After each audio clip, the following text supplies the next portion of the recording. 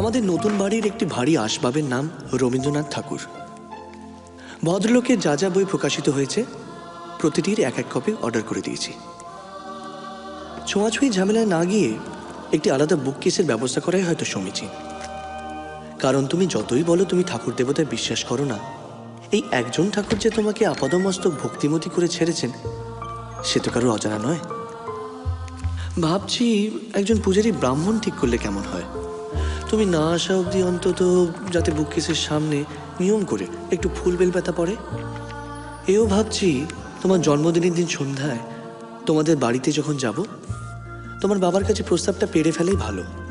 বেশি দিন অপেক্ষা করলে তোমার কবি যে তোমাকে হরণ করে নেবেন না সে ভরসা আমার নেই।